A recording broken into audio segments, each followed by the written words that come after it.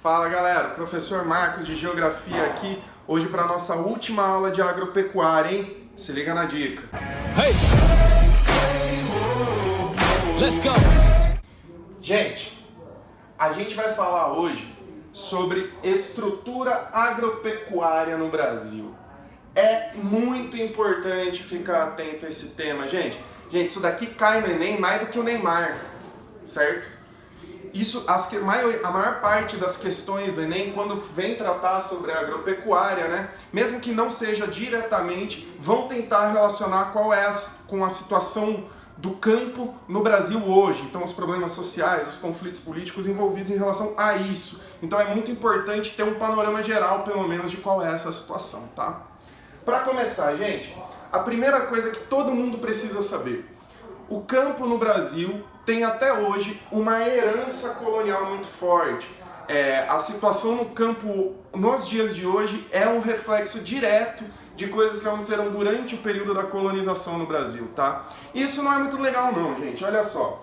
Por quê? Durante o período de colonização, o campo no nosso país, ele era baseado no sistema de plantation, né? Que os portugueses vieram para cá para conseguir implementar esse tipo de para conseguir extrair o máximo de lucro possível, eles implementaram esse tipo de sistema.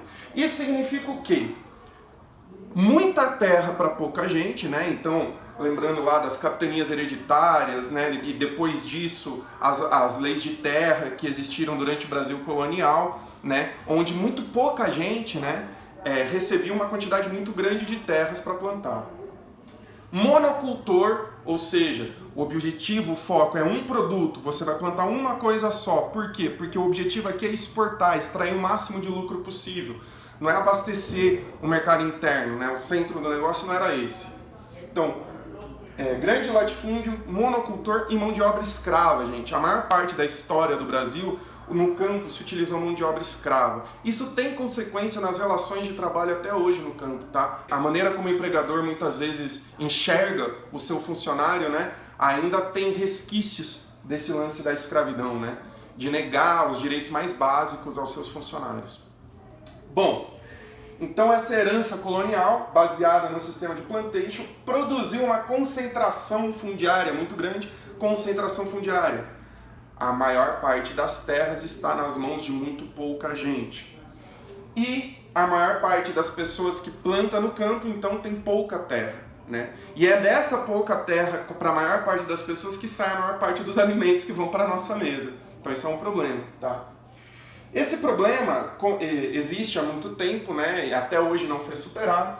E o governo brasileiro, no final da década de 60, cria um instituto para tentar resolver os conflitos no campo existente no nosso país, né? Que é o INCRA, Instituto Nacional de Colonização e Reforma Agrária.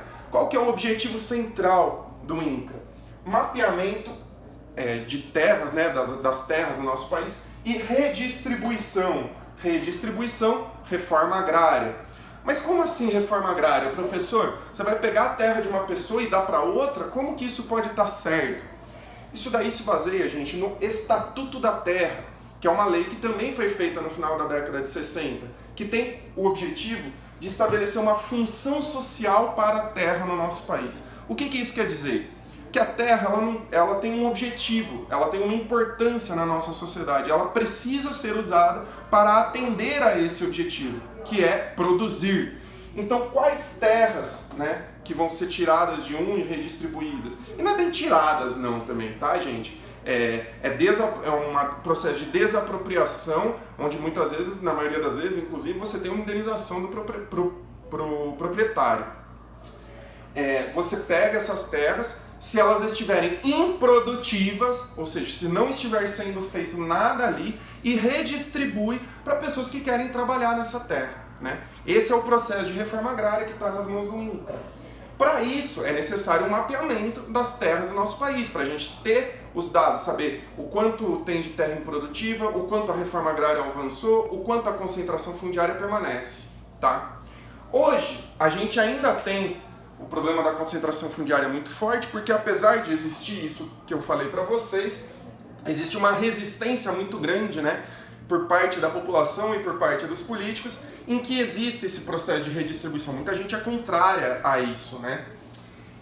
Aí a gente acaba tendo muitos conflitos pela posse de terra, então grupos, né, que acabam ocupando fazendas improdutivas, exigindo que elas entrem no processo de reforma agrária, só que fazem isso muitas vezes antes do processo de autorização ser concedido, né, antes dessa desapropriação de fato acontecer pelo poder público, ou muitas vezes entre proprietários de terra, né, entre fazendeiros, na disputa por determinados trechos de terra.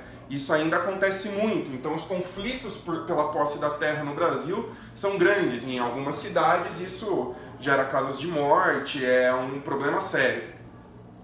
E, por último, ainda existe muita terra improdutiva no nosso país. Aí você fala, professor, mas por que raios alguém vai ter uma fazenda enorme e não vai produzir naquela fazenda? Por que, meu caro aluno? Porque ele vai deixar aquela fazenda improdutiva para especulação imobiliária. Se muita gente tem pouca terra, isso significa que tem muita gente que precisa de terra. Se eu tenho muita terra e não vendo, as pessoas vão precisar cada vez mais de terra. Então o que eu faço? Eu seguro aquela terra para ela valorizar e depois, futuramente, eu poder vender por um valor maior, né? Tem muita gente que faz isso, eu não tenho custo nenhum, né? Eu não preciso produzir ali, eu não produzo nada, não tenho custo nenhum, eu só espero ela valorizar, tá? Que vai contra, né, o Estatuto da Terra. Aí os conflitos, né, existentes, as polêmicas existentes em torno disso vão variar de acordo com as opiniões de cada um, né? O que não vai variar? De que isso daqui cai no Enem. Que você precisa entender. Você pode ter a sua visão a respeito do assunto, você pode achar certo a especulação, você pode achar errado, você pode achar um monte de coisa. O que você não pode? Não estudar esse assunto. Beleza, gente? Brigadão, essa foi a nossa última aula sobre agropecuária, mas fique esperto que a gente ainda vai fazer sobre os outros temas que caem no Enem em Geografia. Beleza, gente? Não esquece de deixar o like no vídeo, compartilhar com os amigos, seguir a gente nas redes sociais, porque ajuda bastante. Hey!